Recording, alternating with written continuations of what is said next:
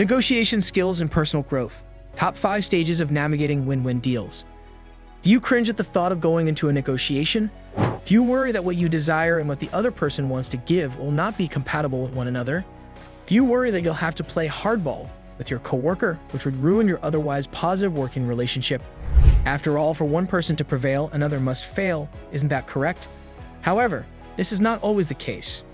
If you take the aptly termed win-win approach to negotiating, there's a good chance that you will be able to discover a solution that will leave all sides feeling like victors.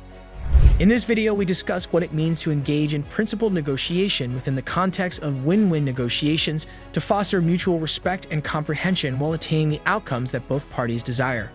What is meant by the phrase win-win negotiation? A negotiation that results in a win-win situation is one in which both parties carefully investigate their positions as well as the position of the other to reach an agreement that is satisfactory to both parties and provides them with as much of what they want as feasible.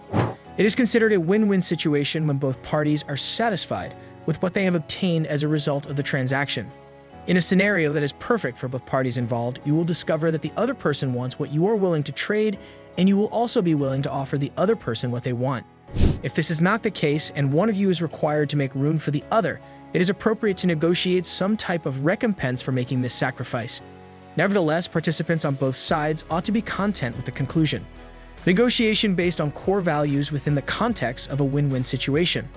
When entering into a negotiation, it is beneficial to begin by establishing a firm position for oneself. However, if you take a position that is too extreme, contention is likely to occur and the conversation may come to a halt as a result. You can avoid this by engaging in principled negotiation, which is a kind of negotiation that aims to benefit both parties. Here is a rundown of the 5 stages of principled negotiation. Number 1. Disentangle people from the issue at hand. To begin, you should try to avoid referring to your counterpoint as your opponent. Be sure to keep your attention on the problem at hand and do your best to overlook the personality differences. To accomplish this, keep an eye on 3 aspects: how people are perceiving things, how they are feeling, and how they are communicating. According to Fisher and Ury, perception entails putting yourself in their shoes, which allows one to be in a better position to identify areas of common ground or find solutions that satisfy all parties involved. This can be accomplished with the help of our essay titled Empathy in the Workplace. You may be persuaded that your stance is just, rational, and right, but it's also conceivable that the other person would feel the same way. Investigate and acknowledge your feelings and then inquire as to why you experience things in the manner that you do. For instance, if you've had a poor experience in the past with a negotiation, may it be affecting how you behave in this one? In conclusion, to avoid confusion, you should make sure that your communication is crystal clear and accurate. Employ tactics that are known as active listening, such as looking straight at the person who is speaking, listening deliberately, and allowing each individual to finish speaking before you react. Number 2. Center your attention on your interests, not your positions. People are rarely difficult for the sake of being difficult, and nearly invariably, there are actual and valid disagreements that exist underlying clashing perspectives. The values, beliefs, status, and obligations that individual carries, as well as the culture in which they were raised, can all have an impact on how they view the situation at hand. Make an effort to be polite throughout the dialogue and steer clear of assigning blame. When everyone is aware that their concerns have been taken into account, the likelihood that they will be receptive to alternative points of view significantly increases. Consider, for instance, that if you are negotiating with your employer to gain extra resources for your team, he may be under pressure to lower costs. If this is the case, you should keep this in mind.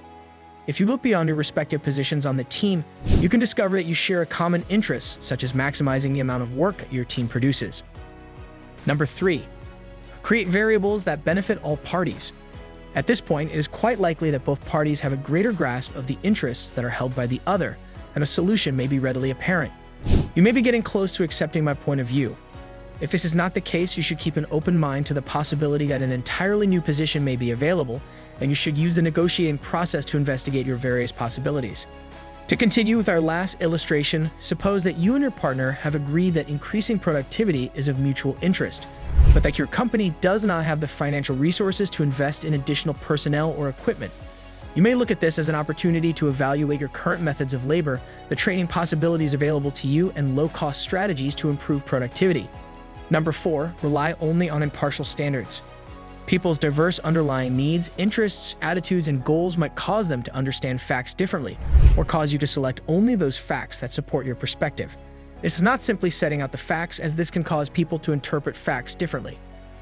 For instance, during a negotiation regarding the launch date of a new product that is taking place between departments in your organization, you conclude that the best course of action is to get the product out on the market as quickly as possible. There's a chance that you'll harden your stance over time, which would make it more difficult for you to listen to others.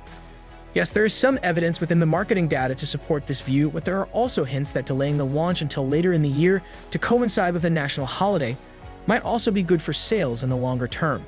This opinion is supported by some evidence within the marketing data.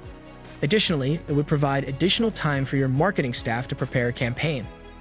Make an effort to reach a consensus on a list of objective criteria that might serve as a basis for your conversation. Measurements such as legal standards, market worth, a mission statement, or contractual terms could fall within this category. The ability to create a consensus on standards reflects a dedication to reaching an agreement as well as shared ideals. To return to our initial illustration, you and your manager may agree on a budget to serve as a foundation for conversation regarding more resources for your team, and then you could proceed on the idea that any adjustments must be made within the confines of these financial constraints. Number 5. Familiarize yourself with your BATNA, which stands for Best Alternative to a Negotiated Agreement. If you can't achieve everything that you desire, your best alternative to achieving your goals is known as your BATNA. This is not the same as having a bottom line, which is a fixed position that can restrict your alternatives and may prohibit you from finding a new path of action. This is not the same as having a bottom line. Instead, you should consider what might occur if the negotiation does not produce the result you want, and then choose the options that will give you the best chance of success. Analyze these options, and after that process, the alternative solution that appears to provide the greatest potential is going to be your BANTA. To continue with our example, if you begin the negotiation by making a bottom-line demand for 2 additional departmental staff members and your employer declines your request, the negotiation will fail at the first hurdle. On the other hand, if you began with this request, but your BANTA was to obtain a commitment to training and updated software, you would be in a better position to obtain a satisfactory outcome. Do you like it?